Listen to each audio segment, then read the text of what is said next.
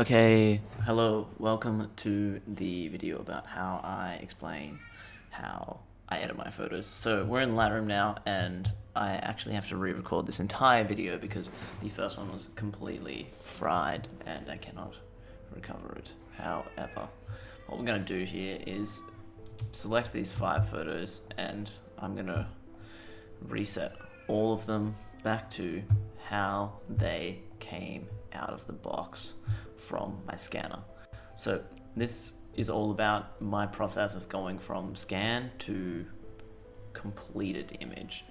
Not necessarily ready for print, but ready for at least the internet to see, potentially. So this is how I would go about it. What I really like to do is straight away remove my black borders. Now, it's not necessary to get rid of black borders. My purpose, they do not suit my style. The reason that they are in the photo at all is I scan them in the edges, so I want to know that all of the photo is present, if that makes sense. So I want all of the frame to be scanned, but I don't want to keep it at the end. I just want to make sure that it's all there so that I can edit it now and get the result that I want. So that is simple. If you want to access the crop overlay, which is the tool that I just used to crop, you press R and you're in. So this is all on Lightroom for those who don't know. This photo I like. The best way to kind of start with this one is if you look in your certain areas, you'll start seeing some coloring of sorts in the whites. And that's a good judgment of kind of first starting point for me to get going is to kind of set my sights there. So what I do here is just going to go straight to the temperature zone, which is on this side, and I will immediately bring my temp up by about, I'm going to go to about +7. I like where that sits. Now if I zoom in on that area again, you kind of start seeing that blue to go away, and might even just push it a little more. That's not going to give me the number I want, so I'm going to punch in 8. Now, if you start playing with your magenta and your green tint here, you can see some effects.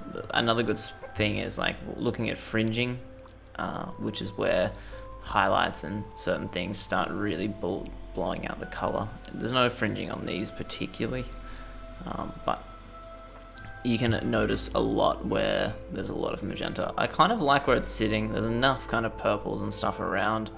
I almost don't want to change it. I might just give it a little more for effect. Big fan of pushing my exposure up a little, and I always use the contrast tool in Lightroom and I bring it down to about -20 or thereabouts almost always. I'm going to cut the highlights in this image almost completely, go down to -80, and then bring up shadows to open up some detail. Like this, I expose this image, like this is a dark shadow, you know, I expose this image over to already compensate for this, but I want to even go a little further and go +20 there. And then for me, I take the edge off clarity almost always without fail, just a little -2. You can go as much as you so please. This video is completely about how I do it. It's not a recommendation at all that you should follow. It is just showing you my process in Lightroom. So I always go a little bit extra on the vibrance, a little bit extra on the saturation, and then pop. I draw a little S-bend here. The reason of doing an S-bend here is to bring back some of that contrast that we pull out within the shadows and the highlights when I pulled the highlights back and opened up. So pulling the highlights back and opening up the shadows like that, it loses some contrast. And some of the things that we're trying to keep are going away. So this is good. It brings back some definition in the lines around, and I don't know, it makes the image seem a bit more interesting, I suppose. And at that, I would happily call my image done. It is a little bit magenta, but I do like it, so I'm gonna leave it. The next one that we're gonna have a look at is this beautiful shape. Looks like it could be on a deck of cards or something very phallic. It's up to you, really. So a good way to kind of start with this image is I notice down here immediately that it's very, very blue. So But just gonna crop out my edges as per usual. I'm not too interested in the information on the corners. I'm really just interested in the sign and the shape. So that's done, and I automatically know that this is just going to take a lot of warming up to get rid of that blue tint that was really hammering down there. That's already looking a lot better if we go to the before and now where we are. It might look very orange, but it looks actually, in total, a lot more natural than that. So I'm also going to bump up the magenta. I feel like the greens in this image are a little dominating. That is really nice. It's really soft. This can come up by about 0.3 is fine with me. Any further and it starts getting a little bit unrealistic. I'm going to bring back the highlights. Let's not even go 19, let's go -20. I like that. And shadows, tiny bit, +10. Pull the clarity, pop some color, and as per usual I build a little S-bend in here and get it out. So there's another little tweak I could do here. I forgot my contrast, it's very contrasty if I just do that. -20, it's nicer. So there's another little thing that I can do here, is some of the colors in this bush are a little weird. Like particularly these blue ones. So what I can do is kind of click on hue in your color, HSL/color area. Click on hue and then you click this little button here and that selects an area on your image. So I've zoomed in by holding space and then zooming on the area and then just kind of clicking on the spot and going side to side, or up and down actually is the way to go, up and down to change the color a little. So more blue is really weird, and a little bit down it just gets it a bit more into that greener side of things. The other thing that I can do as well, if I really am annoyed about it, is to click on this area on the luminance side of this panel, and if I just darken it, it really gets rid of a lot of the coloring that I didn't like. And that's it. That's what I would do with that photo. That's even more than I would do to that photo. So we've got something here. This is the straight out of the scanner, straight out of the box. So I'm gonna go press R to open up the crop tool, pull these suckers down until I remove my black. The reason that these are so bent in this image is I messed up my developing and rolling on my film to my spool. So I messed my negatives up really badly. There's images on them, sure, but they are damaged goods. I love warming up images. It's big time favorite thing of mine to do. So this obviously gets a bit of warmth. This day was extremely smoky. So there was a lot of pink in the sky. So it's not really getting that pink effect that was happening. So I'm really going to push magenta in this image too. This seems like there's still a bit of black on these. No, we're all good. So brightness is coming up in this one as well. I'm going to kick down the contrast as always, and highlights, pull them back. I'm only going to go to about -30, and then shadows, we're going to open them up too.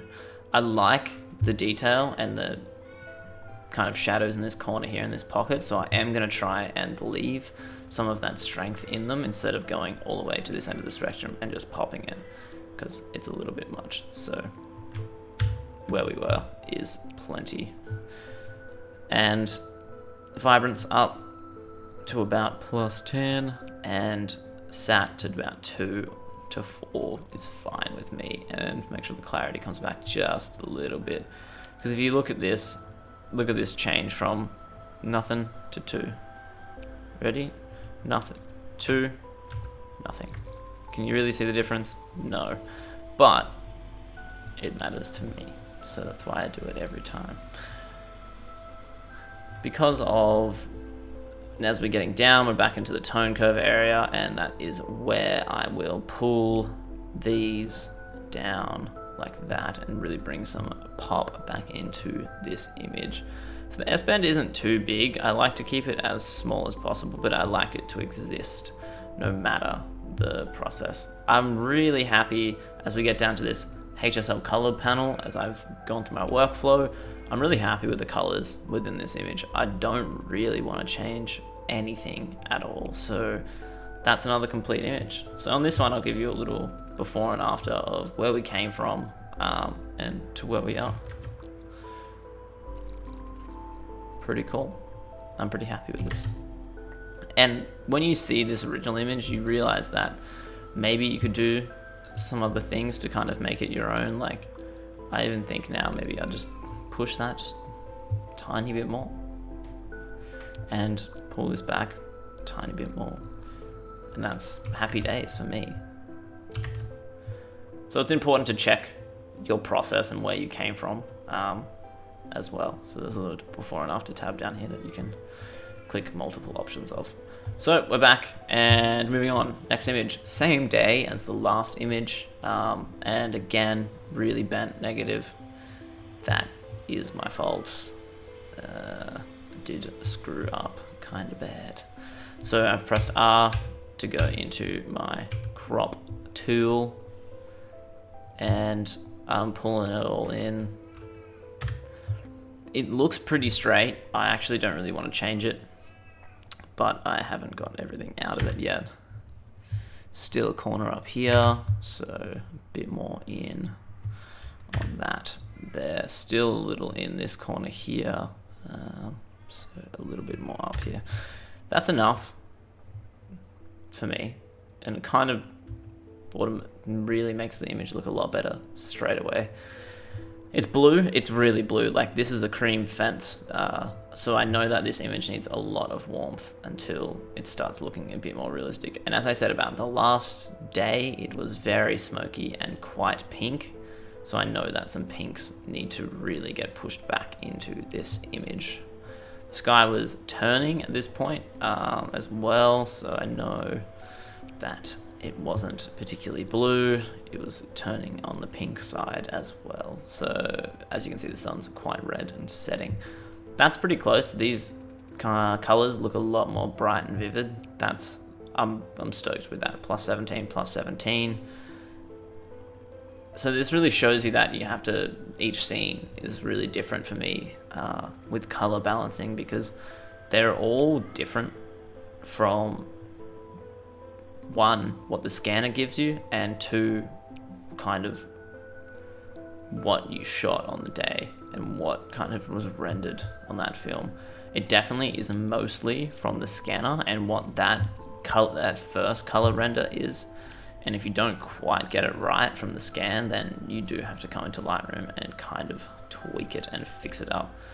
We're definitely making this more vivid, and I've put the brightness up, done my normal contrast drop, done some highlight drop, opened up the shadows, and little courtesy knockdown of the clarity.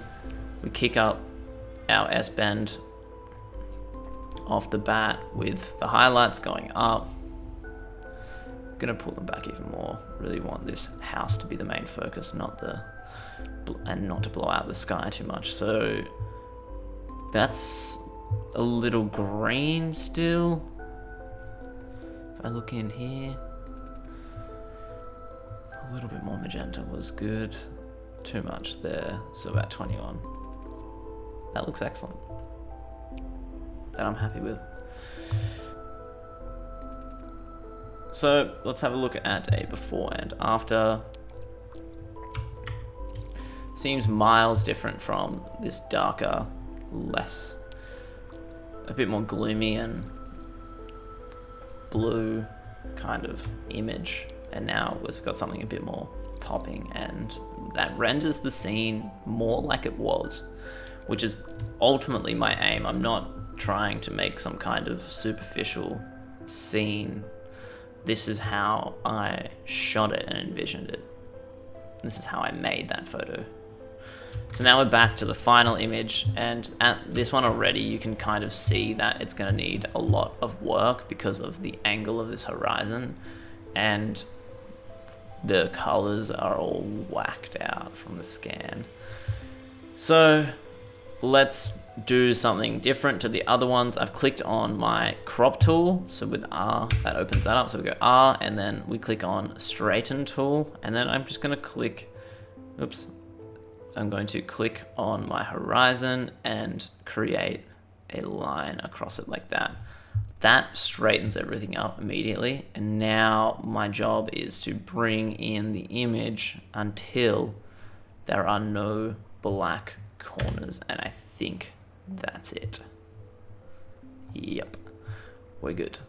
So now we've got an image to work with. I like where the sun is.